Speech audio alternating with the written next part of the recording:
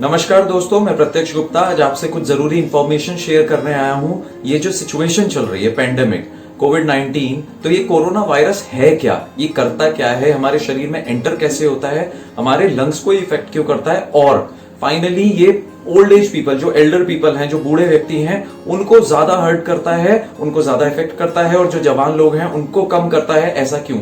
ये सारी चीजें मैं आज आपको बताने वाला हूं। तो आइए सबसे पहले ये जानते हैं कि कोरोना वायरस जो है ये ट्रैवल कैसे करता है। जब भी कोई इंसान खांसता है, तो जब वो खांसता है तो उसके मुंह से लगभग 3000 सलाइवा ड्रॉपलेट्स बाहर निकलते हैं, और जब कोई इंसान छींकता है तो उसके मुंह से लगभग 40,000 सलाइवा ड्रॉपलेट्स बाहर निकलते हैं। तो ये जो एक सलाइवा ड्रॉपलेट है ना, ये अपने अंदर लगभग 20 लाख कोरोना वायरस को कैरी कर सकता है। एक सलाइवा ड्रॉपलेट, एक थूक की एक बूंद अपने अंदर 20 लाख कोरोना वायरस को कैरी कर सकता है। और ये जो इसकी स्पीड होती है, जब कोई इंसान छींकता है तो 300 किलोमीटर प्रति घंटे की रफ्तार से वो जर्म्स, वो सलाइवा ड्रॉपलेट्स आपके बाहर निकलते हैं, और 1 मीटर की दूरी तक ये फैल सकते हैं। इसलिए आपने सुना होगा, यूजुअली कहा जाता है कि 1 मीटर की दूरी, 1 मीटर का गैप बना के रखा जाए।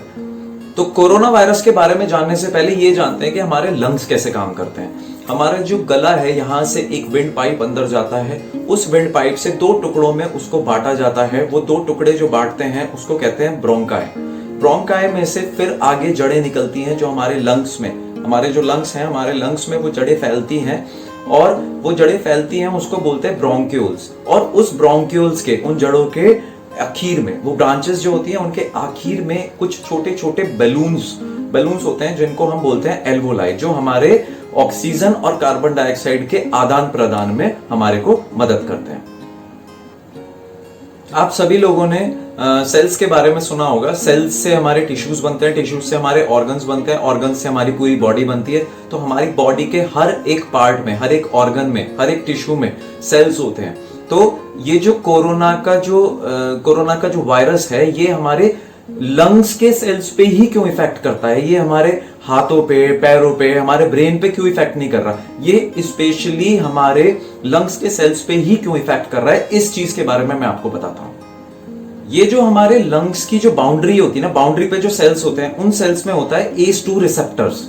तो ये जो कोरोना वायरस है, कोरोना वायरस का अगर आपने इमेज देखी हो कहीं, तो उसके ऊपर ना कांटे कांटे बने हुए होते हैं। तो ये जो कांटे कांटे हैं, इसको बोलते हैं स्पाइक प्रोटीन। और हमारे जो लंग्स के सेल्स हैं उसके ऊपर है ACE2 रिसेप्टर। तो ACE2 रिसेप्टर और स्पाइक प्रोटीन आपस में एक दूसरे से थोड़े कनेक्शन बनाने की कोशिश करते हैं। कैसे? इसको एक छोटे से एग्जांपल से समझते हैं। जो कोरोना वायरस है, कोरोना वायरस का जो स्पाइक प्रोटीन है, उसके ऊपर जो कांटे हैं वो चाबी है, और सेल्स के ऊपर, लंग्स के जो सेल्स हैं, बाउंड्री के जो सेल्स हैं, उसके ऊपर जो ACE2 रिसेप्टर है वो ताला है। तो ये जो चाबी है, ये ताले के पास जब जाती है तो इनके ऊपर आपस में कनेक्शन बनता है। जैसे ही ये पास में जाते हैं, ये लॉक के ऊपर बैठता है कोरोना वायरस, तो लंग्स के सेल्स को लगता है कि ये कोई फ्रेंडली चीज है, ये मेरे जान पहचान की है, तभी ये आपस में इसके कनेक्ट हो गई। तो ये कोरोना वायरस को परमिशन दे देता है अपने अंदर आने की। तो कोरोना वायरस सेल्स के अंदर इस तरह से एंटर हो जाता है। कोरोना वायरस एक चाबी है, और ACE2 रिसेप्टर, लंग्स की जो बाउंड्री के जो सेल्स हैं, वो एक ताला है। जैसे ये आपस में मिलते हैं, वो उसके अंदर एंटर हो जाता है। अब जैसे ही ये कोरोना वायरस हमारे बॉडी के सेल्स में एंटर हुआ, तो एंटर होते ही इसका जो RNA है, जिसको हम बोलते हैं राइबो न्यूक्लिक एसिड, तो RNA जो है कोरोना का, वो इस तरह का बना हुआ है कि वो हमारी बॉडी के सेल्स को ये बोलेगा कि भैया अब तक जो तू काम कर रहा था उस काम को बंद कर दे, अब तुझसे जो मैं कहूंगा वो तुझे करना है। और हमारी बॉडी का जो सेल है, उसको तो पता ही नहीं है कि हमारा दोस्त है या दुश्मन है, वो उसको, उन सेल्स को जो इंस्ट्रक्शन मिलते हैं वो उसको करना शुरू कर देता है। तो कोरोना वायरस जो है वो उसको इंस्ट्रक्शन अब देता है कि भैया तू कुछ मत कर, तू बस कार्बन कॉपी बना, कार्बन कॉपी बना, कार्बन कॉपी बना, एक के बाद एक मल्टीप्लाई करता जा। तो हमारी बॉडी का जो सेल है वो ये काम करना शुरू कर देता है, और एक टाइम ऐसा आता है जब वो करते करते हमारी बॉडी का जो सेल है वो फुल हो जाता है, और उसके बाद वो डिस्पोज हो जाता है, वो अपने आप को ब्रेक डाउन कर लेता है, और ये corona virus, number of quantity इसका बढ़ने लगता है। तो इस पूरे प्रोसेस में लगभग 2 से 10 दिन लगते हैं, जिसको हम इंक्यूबेशन पीरियड बोलते हैं। इंक्यूबेशन पीरियड में क्या होता है, आप किसी व्यक्ति से सामने सामने आप बात कर रहे हैं, लेकिन आपको पता ही नहीं है कि उसको कोरोना हो चुका है, क्योंकि उसको वो चीजें अभी इफेक्ट करी ही नहीं है। तो ऐसे में आपको तो ये लगेगा कि सामने वाले को कोरोना नहीं है, लेकिन उसको ऑलरेडी हो चुका है, उसके अंदर वो चल रहा है। तो इसलिए सभी लोगों से डिस्टेंस बना के आपको वो चीजें मैनेज करनी पड़ेगी अभी। अब इन सब के बाद क्या होता है, इन सब के बाद हमारी बॉडी का इनेट इम्यून सिस्टम एक्टिवेट होता है, जो हमारे शरीर के अंदर एंटीबॉडीज बनाने की प्रक्रिया को शुरू करता है। अब क्या होता है, यूजुअली कोरोना के टाइम पे बुखार आता है। वो बुखार क्यों आता है, क्योंकि हमारे शरीर के जो एंटीबॉडीज हैं, हमारे शरीर के अंदर जितनी भी एंटीबॉडीज हैं, वो इस टाइम कोरोना से लड़ने के लिए फाइट कर रही हैं, अपनी तरफ से जितना एफर्ट कर सकती हैं वो कर रही हैं, और उस चक्कर में वो बॉडी का टेम्परेचर को बढ़ाते हैं। जो हमारे इनेट इम्यून सिस्टम है वो हमारी बॉडी के टेम्परेचर को बढ़ाता है कि क्या पता बॉडी का टेम्परेचर बढ़ाने से ये वायरस चला जाए, इसलिए हमें उस टाइम पे बुखार आता है। अब सबसे बड़ा सवाल कि ये जवान लोग जल्दी ठीक हो जा रहे हैं और बूढ़े लोगों को ये ज्यादा इफेक्ट कर रहा है, ऐसा क्यों?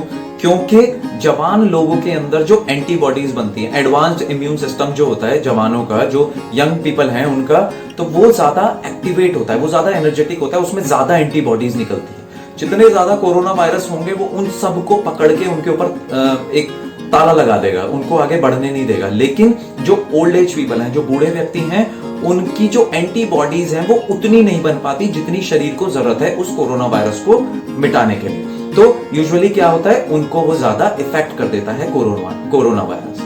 तो ये जो जवान लोग हैं इनकी एंटीबॉडीज ज्यादा बन रही हैं। एक छोटे से आसान भाषा में अगर समझाऊं तो हमने चाबी और ताले की बात करी थी। चाबी तब तक काम करेगी जब तक उस चाबी के आगे प्रॉपर शेप है, वो उस ताले के साथ कनेक्ट हो रही है। उस चाबी के ऊपर एंटीबॉडीज क्या करती हैं, नया एक कवरिंग लगा देती हैं। जैसे ही वो कवरिंग लगती है तो वो कवरिंग लगते ही वो ताले के साथ फिर मैच नहीं हो पाती, और सेल्स जो है वो उसको कोरोना वायरस को बॉडी में घुसने के लिए परमिशन नहीं देता और वहीं के वहीं उसको खत्म कर देता है। अब हमारी बॉडी में ना माइक्रोफेजेस होते हैं। माइक्रोफेजेस एक तरह के व्हाइट ब्लड सेल्स होते हैं जो लड़ने में मदद करते हैं। वो हमारी बॉडी के अंदर पूरा फैलते हैं और इन कोरोना वायरस के बैक्टीरियाज को डिस्ट्रॉय करते हैं। अब फाइनली ये जो हमारी वैक्सीन है, ये आप शायद समझ गए होंगे कि ये काम कैसे करती है। वैक्सीन क्या करती है, वैक्सीन हमारी बॉडी में जाती है, ये जो हमारा एक्टिवेटेड इम्यून सिस्टम है उसको ये बताती है कि भैया इन फ्यूचर कोरोना वायरस नाम का इस तरह का एक वायरस आने वाला है, तो इस तरह की एंटीबॉडीज पहले से बना के रखना, तैयार रखना, क्या पता कब जरूरत पड़ जाए। तो कोवैक्सीन ये जो है, या कोरोना वायरस की जो वैक्सीन है, वो सब यही काम कर रही हैं। वो ऑलरेडी पहले से एंटीबॉडीज बना रही हैं या उन सब की तैयारी में लगी हुई हैं कि जैसे ही कोरोना वायरस आएगा उसके ऊपर एकदम से एंटीबॉडीज वो सारी रिलीज कर दी जाए। अब फाइनली किस चीज का आपको ध्यान रखना है, सबसे इंपॉर्टेंट चीज है कि अगर ये कोरोना वायरस पानी से मरता होता तो ये हमारे मुंह में या हमारी नाक में आपका हाथ लगता है, ये एंटर कैसे करता है, आपकी आंखों के थ्रू, आपकी नोज के थ्रू और आपके मुंह के थ्रू।